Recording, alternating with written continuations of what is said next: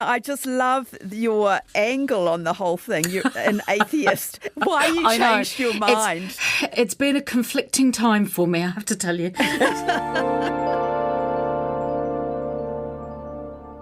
The thing that's conflicting for Dr. Juliet Chevalier-Watts is that she's an atheist, but when it comes to churches as charities, she's evangelical about protecting their tax-free status, even the most controversial among them. Police say protesters linked to Destiny Church, who stormed a children's event being hosted by a drag king, crossed the line with violent behaviour. Of course, people have a right to protest, but no one has the right to intimidate and use violence against other people. We just really want there to be an independent inquiry into Gloriavale, into the way people are employed, into the physical, mental, social and emotional abuse that goes on there consistently. Juliet is Associate Professor Te Perenga, Faculty of Law at Waikato University. She started researching religion and charity law more than 10 years ago with the belief that churches should not be exempt from paying tax. But she changed her mind, and she's speaking out now as churches and other charities face losing their tax-free status in a government review. I specialise in charity law. I fell into it in my academic career, realised I absolutely loved it randomly, and so just carried on from there.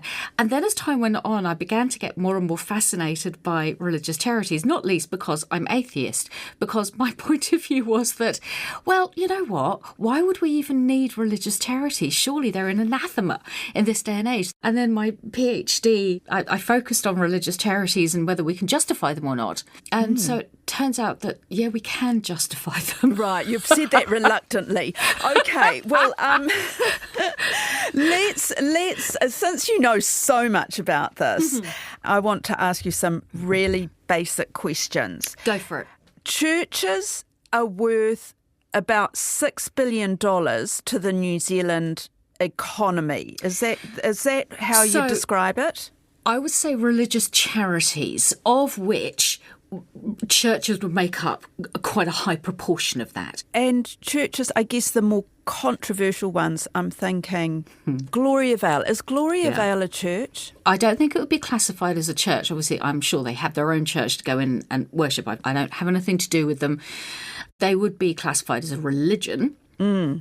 I would argue, as opposed to a church. Destiny Church, is that a Christian denomination? So Destiny Church is, as far as I'm aware, it's a Christian religion, has its basis in Christianity, and it has its own churches all over the country. So yes, they would be. So they are registered as charities. They've got a number of different arms registered as charities, and churches will be as well. So you've figured out, along with your colleague, that in 2018, churches were worth about $6 billion to our religious charities were worth. That's right, yes. Do you know the value of churches altogether? No, that's our next challenge, is to work out how much they are worth, and certainly with regard to what they offer communities via their assets. So, funnily enough, that is our next plan. Do you have any idea where that value comes from? You know, from property, from businesses? What we looked at was value of the services that they contribute. So things like volunteering, employees. What it doesn't include is what some people refer to as the soft side of things, i.e. the improved health, lower divorce rates, the evidence that suggests that, or actually proves that religious people have a tendency to live longer on average. So those sorts of things. The rates of keeping people out of prison, higher education levels. So we haven't measured any of those yet because it's incredibly hard to put dollar figures on those, but that will form part of our research as well.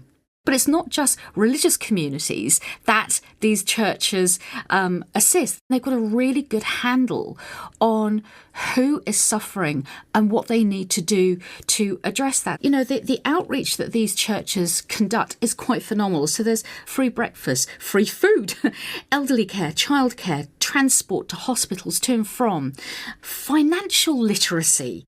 So this is what you call the hidden value of churches. That's right. Absolutely. And this is what is going to be forming part of our research next. But, you know, we've just talked about, you know, the 6.1 billion New Zealand dollars that just that they're volunteering, that they're employees, that some of the services that we know about that are out in the public domain. That's more than commercial fishing and forestry combined, which are two huge industries in New Zealand. So for us to say that churches perhaps shouldn't exist anymore or have no place anymore in our what we would perceive to be a secular society, I think is fundamentally wrong. But churches also are big businesses, or some churches are. Do you have any idea which churches are the richest? Well, I think the obvious one that we're probably thinking about that most people will automatically leap upon is the Catholic Church, of course. But I think when we start talking about the wealth of churches, I think we need to be really careful here because we can get distracted.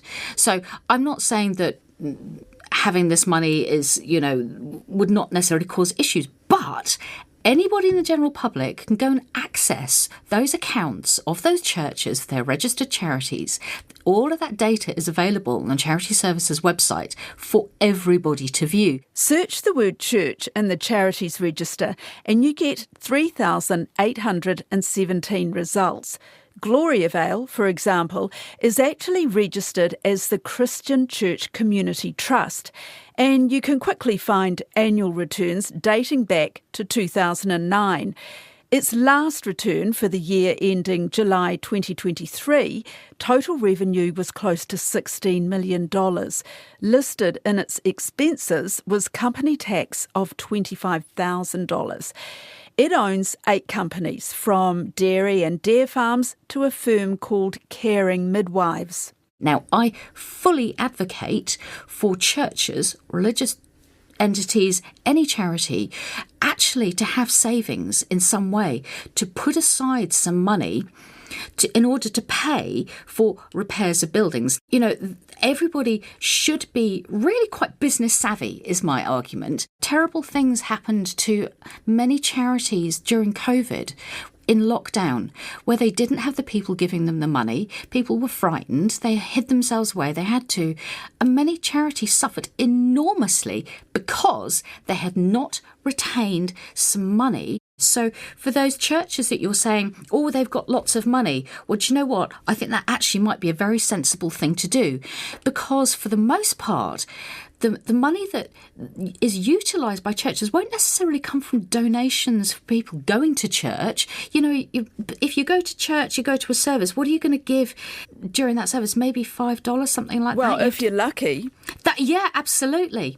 I just want to clarify, Yeah. Can a church separate its business activities from its charitable activities? You know, you're saying that if it's registered as a charity, you can go in there and look at their annual reports. You can see where the money comes and goes from. Yeah. But can a church keep some of its money aside from that charitable arm? Am I overcomplicating it? No. So if you are registered as a charity by law, everything that you raise, all the money that you obtain somehow, however you obtain it, through tithing or whatever, has to go back into your charitable purposes. You might have a cafe, say, for instance, as part of your church. Well, all the money that you get from that cafe has to go back in to support your charitable purposes. So nobody can make a private pecuniary gain from that. It is illegal to do so from a charity law perspective. So to say that people have profits and they're sitting on those profits, well, no, at some point they have to be utilised, and they will be utilised. What other business activities have you come across? that they're involved in? Oh, look, if we take the standard one that everyone picks on, sanitarium, Seventh-day Adventists. So obviously sanitarium is a huge organisation and produces foods, etc. So for that side of things, people would perhaps be surprised that a church has that level of business. But as I said earlier, all of that money that is raised through their business activities, it has to go back into their charitable purposes. And you can see how Sanitarium does that, actually, with regard to all of their work that they do in, I think it's Samoa, with regard to housing, with regard to food, how they set up in New Zealand breakfast clubs to provide free food to school children so that they don't go hungry. So all of those sorts of things are financed because of their business. What is the benefit of being a charity? So there are many benefits of being a charity, but I think I need to preface this by saying there are incredibly onerous duties and obligations to being a charity. So there is significant oversight by the government as to what those charities do. There are significant, you have to demonstrate a number of legal criteria, meet the legal obligations. And the other thing is that once you are then registered as a charity, you are then more able to be considered for grants. But don't get me wrong, there's not a huge amount of money to go around and there's vast amounts of competition. Some of the tax exemptions that they may get is income tax exemption from their activities. That's the very thing that the government is looking into, because it's not just churches. There are nearly 30,000 charities raising funds through business activities. Here's RNZ's money correspondent Susan Edmonds. Well, when they've registered as a charity with charity services, and the purpose of their being, I suppose, is fully charitable. So they're doing things like advancing religion or looking after education or helping poverty, things like that, then it will be exempt from tax. And none of that income can be used to benefit members of the charity or trustees or associates or anything like that. And if they are paying salaries, though, that would be subject to PAYE. So there is some tax in there, but overall their activities would be exempt, yeah. And so this review into charities, what exactly is the government looking at there? Well, apparently we've had this tax exemption for charities since 1940, and we've a little bit of an international outlier in some ways. So Nicola Willis has said there's something coming in the budget. Submissions on the consultation period actually close on Monday, and I've just heard from a tax expert that they're expecting quite a number of submissions. But they're looking at whether there's any loopholes that are being exploited that could mean that charities are avoiding tax that they probably should pay. It's something that comes up quite often when there are charitable businesses that are competing with non-charitable businesses, if you know what I mean. So like Sanitarium, Best Start, that sort of thing. And there's a concern that because they don't pay tax, they've got a bit of an advantage when they're competing with other businesses, or that they might be able to set their prices unsustainably low for other businesses. One of the things that came out in the issues paper was also this thing of donor-controlled charities that is controlled by a donor or their family, and then you can have money going through there and back to other business activities, that sort of thing. So that's another aspect that they're looking at. But yeah, apparently, according to a 2020 OECD study that I see here, most countries have either restricted the commercial activities that a charity can engage in, or they tax the charity business income. So, for example, because I'm looking at religious charities, and a number of these larger churches do have a lot of business activities, so would it mean that they would have to split off their business activities, pay taxes on those, but keep them separate from their non-profit charitable work? Well, at the moment, we don't know what the government's thinking, so we're waiting to hear more. But that is something that I've heard some people suggest, that maybe you'd split that work off and you'd say that business is going to say that it's going to give, I don't know, a set percentage of what it earns to its charity every year and pay tax on the rest. And that donation will reduce its overall tax bill, but it would have that step removed, I suppose, that removes some of the complexity, possibly, but maybe adds more complexity in other ways. You've talked to a number of tax experts about this, and I think the tax working group also looked into it. And is that what they are saying, that it needs to tighten up some of the loopholes? Well, it was something, I found a paper from 2018 that the tax working group had, and it noted that there was an increasing amount of business income moving into the tax-exempt sector. But there was also some real questions that they brought up about whether it was creating an unfairness. They were saying that the tax concession maybe doesn't give a competitive advantage because there's still the same incentives, for setting prices that others have. And so it's not, I don't think this is an easy answer, really. It will be interesting to see what the government comes up with. So let's look at Destiny, the church in the spotlight right now. There are 27 results for it in the charity register. Some are deregistered, but calls are growing for them to be removed entirely. How good would it be if Destiny Church was made to pay tax like the rest of us? Let's look closely at what the law says.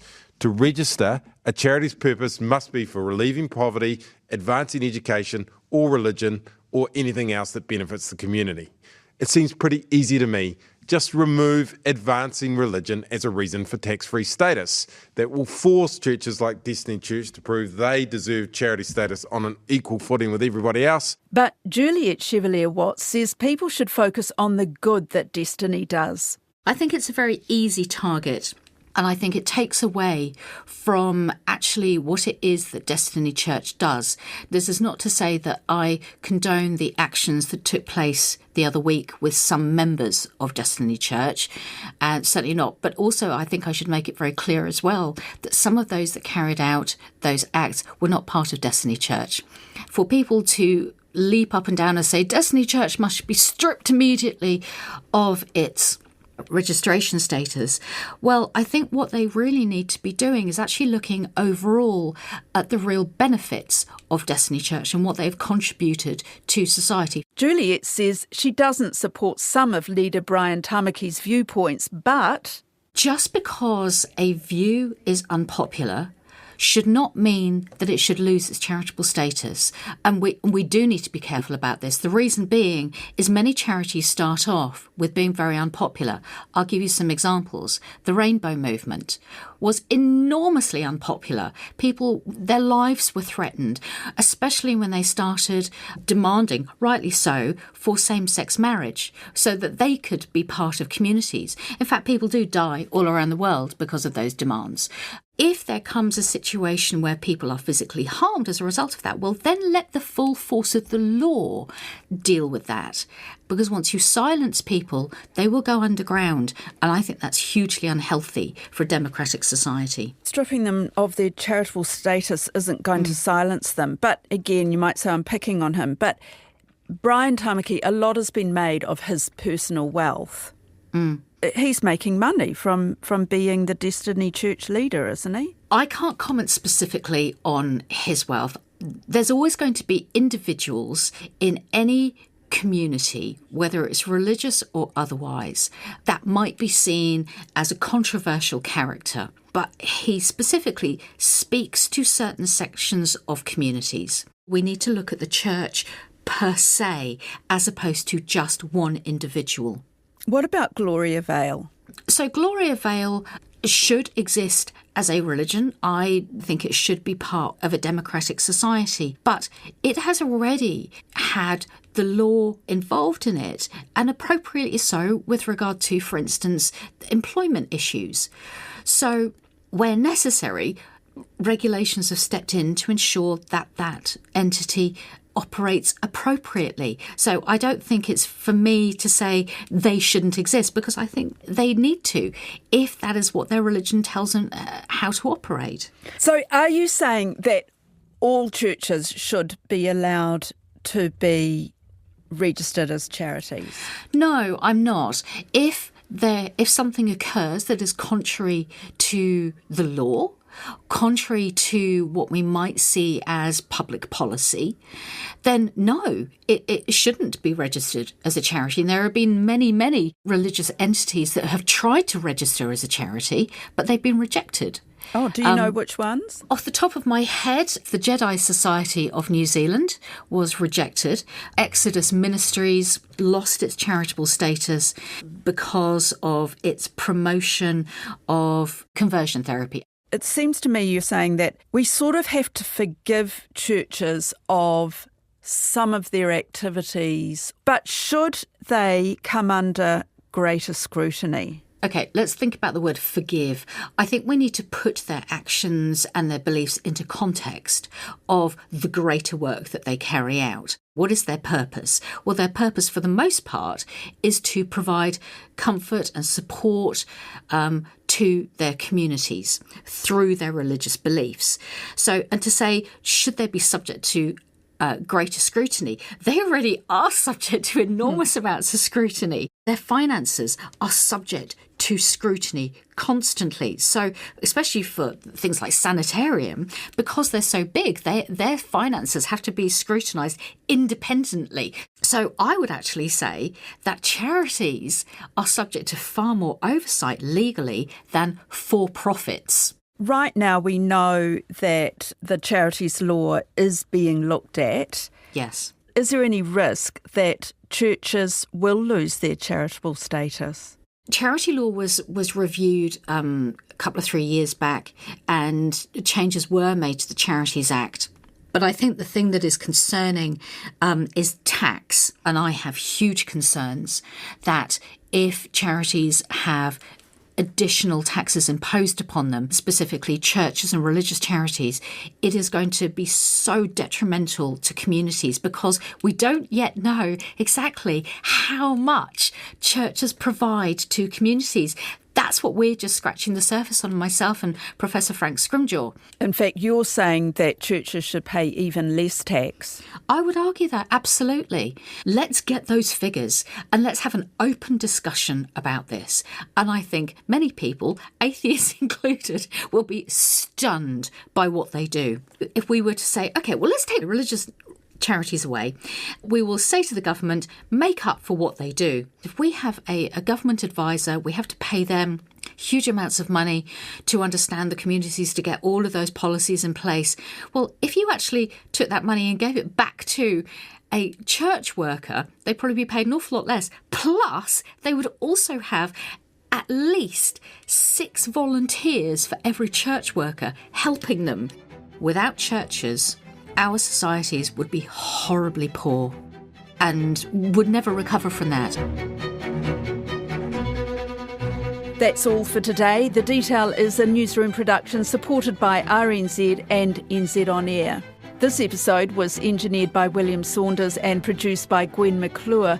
Thank you to Juliet Chevalier-Watts and Susan Edmonds. I'm Sharon Brett Kelly. Mā te wā.